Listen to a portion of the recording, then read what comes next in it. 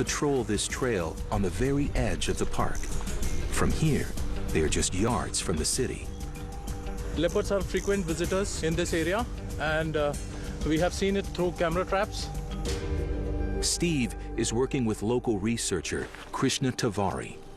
Krishna has been using infrared trail cameras to find out just how many of the spotted cats are crammed into the park. One of the animals captured on his trail cam is the dominant cat in the area, a massive male called LM4. Steve has nicknamed him Big Daddy, and he's been known to walk this exact trail. On this trip with Steve is cameraman Bertie Gregory, who's taking video alongside Steve stills. To find the best way to illustrate how close these leopard trails are to the city, Bertie takes to the air. Setting up this little quadcopter to follow Steve, and I'm going to track him above and then zoom up really high and get him with the context of the city.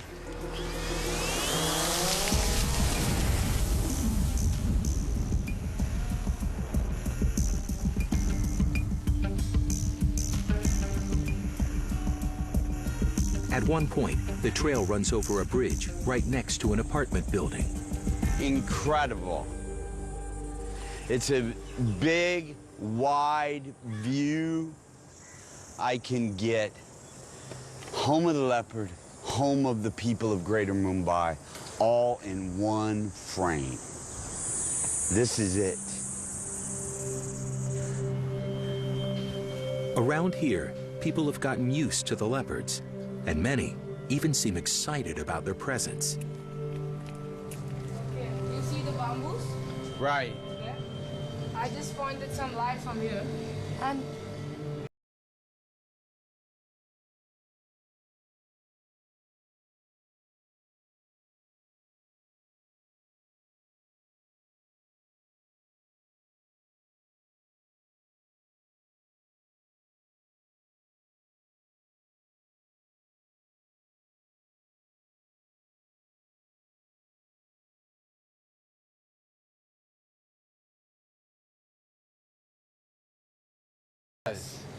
it was watching us.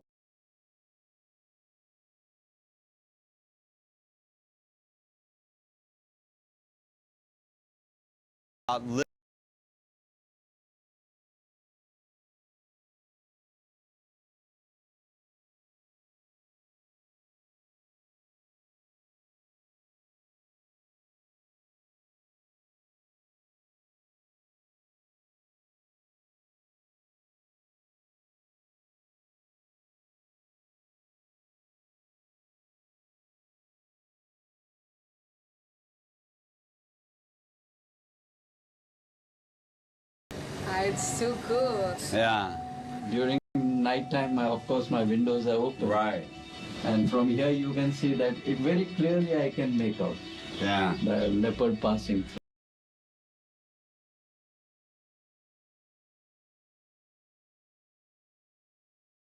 In my lifetime, I had seen that.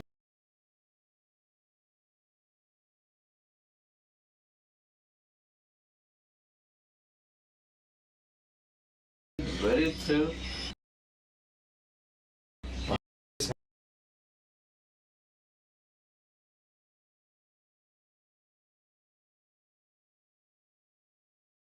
Oh, that's amazing.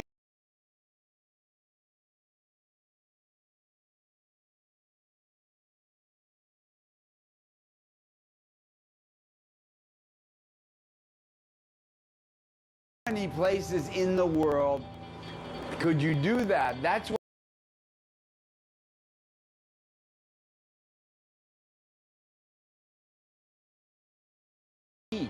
you live here, leopards live there. That's great.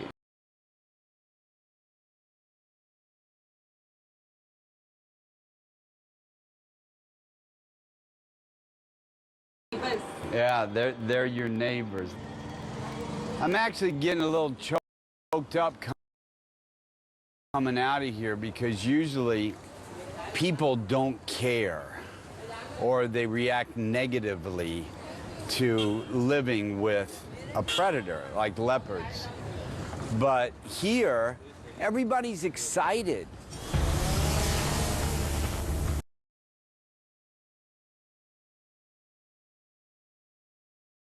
The leopard trail over a low-lying gully, an easy shortcut for the cats into the city. It's a perfect place for Steve to find out how and when they're leaving the park to enter the streets, and to capture an image that shows the extraordinary situation here in Mumbai. Wait for the leopard to come. I light it the way I want it. I can see a compositional frame. Camera goes on that branch right there.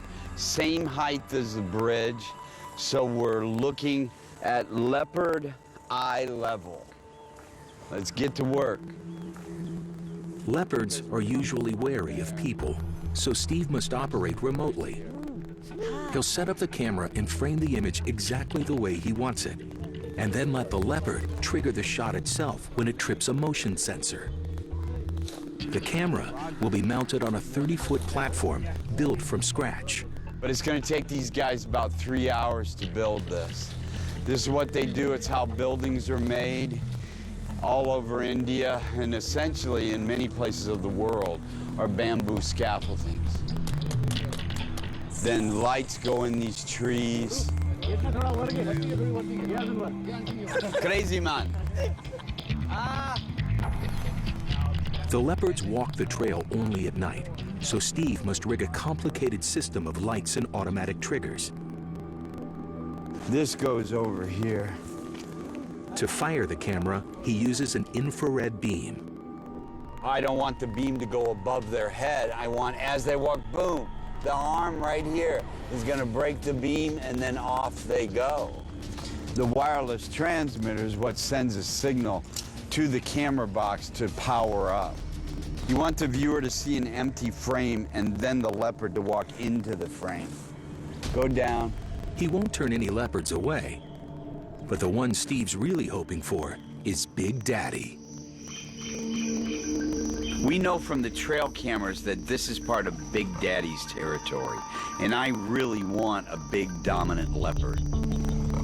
I don't want a cat that just seems to be